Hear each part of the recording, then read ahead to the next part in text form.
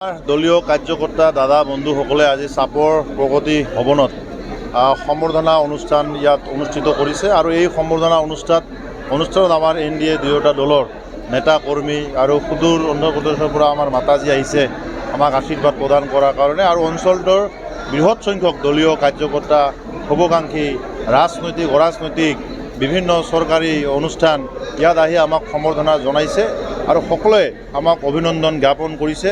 বিগত দিনত এই অঞ্চলৰ ৰাইজে যি ব্যাপক হাৰত ভোট প্ৰদান কৰি আমাক এইবাৰ প্ৰতিনিধি হিচাপে দিছপুৰত প্ৰেৰণ কৰিছে, তাৰ কাৰণে ময়ো বৃহত্তৰ চাপৰবাসী অঞ্চলবাসী ৰাইজক বহুত হিন্দু মুছলমান জৈন খ্ৰীষ্টান সকলোকে বহুত ধন্যবাদ আৰু কৃতজ্ঞতা জ্ঞাপন কৰিছোঁ।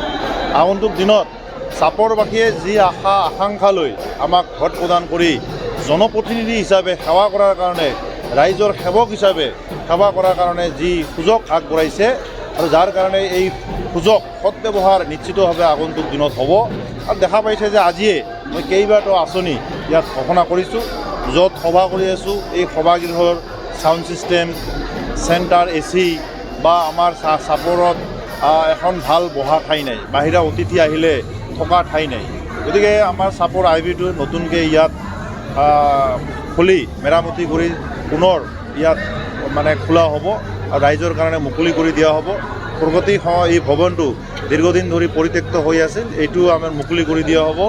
চাপৰ চিকিৎসালয়ত এম্বুলেন্স অতি শীঘ্ৰে প্ৰদান কৰাৰ কাৰণে ইতিমধ্যে আজিয়ে ঘোষণা কৰা হ'ল আৰু বৃহত্তৰ চাপৰৰ বিভিন্ন শিক্ষাৰ ক্ষেত্ৰতে কওক, নিৰাপত্তাৰ ক্ষেত্ৰতে কওক, শিক্ষাৰ ক্ষেত্ৰতে কওক, স্বাস্থ্যৰ ক্ষেত্ৰতে কওক, বিভিন্ন আঁচনিৰ ক্ষেত্ৰতে কওক, সকলো ক্ষেত্ৰত চাপৰ এই অঞ্চলটো মোৰ নিজৰ ঘৰ বুলি নিজৰ ঘৰৰ নিচিনা কৰি আগন্তুক দিনত মই উন্নয়নৰ কামসমূহ দলীয় নেতা কৰ্মী সতীৰ্থসকলক লৈ এই দিশত নিশ্চিতভাৱে আগবাঢ়িম। শপত গ্ৰহণ কৰাৰ পিছত মই ক'লোঁ যে শিক্ষা স্বাস্থ্য গোটেইখিনি হ'ব আৰু মই আজি আপোনালোকক কৈছোঁ যে আমাৰ চৰকাৰী যিসমূহ অনুষ্ঠান প্ৰতিষ্ঠানৰ লগত জড়িত থকা বৰমূৰীয়া দাদা বন্ধুসকল সকলোৱে প্ৰায় নিজৰ, কাৰণ বিগত দিন ধৰি তেখেতসকলৰ সৈতে দেখা সাক্ষাৎ বা বিভিন্ন সময়ত কথা বতৰা আমাৰ এটা চিনাকি আছে, পুৰণি চিনাকি আছে। তেখেতসকলক মই বিনম্ৰতাৰ সৈতে আহ্বান জনাইছোঁ যে এতিয়া এক্টিভ হৈ থাকিব লাগিব, সকলোৱে হাত চাপতি বহি থাকিব নালাগিব। দেখা পাইছে যে দুদিন আগত চাপৰত হঠাৎ এক কাল ধুমুহা আহিছিল। মই ভগৱানক প্ৰাৰ্থনা জনাইছোঁ এইদৰে ধুমুহা আৰু দুনাই নাহক।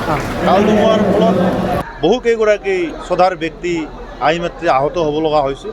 চাপৰ চিকিৎসালয়খনৰ কিছু তেওঁলোকৰ শুশ্ৰূষা যি হাৰত কৰিব লাগে, কিছু তেওঁলোকৰ মাজত অভিযোগ ৰাইজৰ পৰা আহিছে।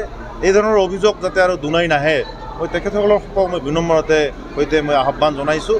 আগন্তুক দিনত ক'লোঁ যে মই 10 নং বিলাসীপাৰাত পৰিৱৰ্তনৰ ঢৌ এইবাৰ আহিব, মাননীয় মুখ্যমন্ত্ৰীৰ নেতৃত্বত পৰিৱৰ্তনৰ ঢৌ আহিব লাগিব আৰু উন্নয়নৰ সমদিশত সকলোকে লৈ আমি নিশ্চিতভাৱে আগন্তুক দিনত আগবাঢ়ি যাম। দেখা গৈছে পূৰ্বৰ তুলনাত পূৰ্বৰ যিগৰাকী বিধায়ক আছিলে দেখা গৈছে যে বিভিন্ন ঠাইত জেগা বিশেষ হিচাপে উন্নয়ন কৰিছে, চাওক, আমি নিৰ্বাচনৰ আগমুহূৰ্তত প্ৰতিশ্ৰুতি প্ৰদান কৰিছিলোঁ, যিদৰে সম বিকাশ সম উন্নয়ন আমাৰ এটা শ্লোগান আছিল। মাননীয় দেশৰ প্ৰধানমন্ত্ৰী যশস্বী প্ৰধান নৰেন্দ্ৰ মোদীজীৰ, আমাৰ সন্মানীয় জনপ্ৰিয় মুখ্যমন্ত্ৰী ডক্টৰ হিমন্ত বিশ্ব শৰ্মা ডাঙৰীয়া, আৰু এই শ্লোগানক আমি ৰাইজৰ মাজত যিদৰে নিৰ্বাচনত প্ৰতিশ্ৰুতি দিছিলোঁ সকলোৰে সমবিকাশ হ'ব। কিন্তু কিছু অঞ্চলত আমাকো মৰম কৰিব লাগিব। আমাক য'ত একেবাৰে মৰম কৰা নাই, আমি যদি তেওঁলোকক সমভাৱে মৰম কৰোঁ, আমাক বেছিকৈ মৰম দিয়া শ্ৰদ্ধা ৰাইজে মনত আঘাত পাব। গতিকে চাৰিওফালে বেলেঞ্চ মিলাই চলিব লাগিব। আমি সেইসকল ৰাইজক মনত আঘাত দি কাম কৰিব কেতিয়াও নোৱাৰিম। গতিকে যিমান আমাক য'ত বেছিকৈ মৰম দিছে তাত বেছি মৰম কৰিম, য'ত কম মৰম দিছে তাত আমি একেবাৰে উন্নয়ন নকৰা বুলি আমি কোৱা নাই, উন্নয়ন কৰিম।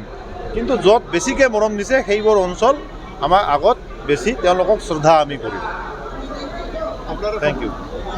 হ'ব।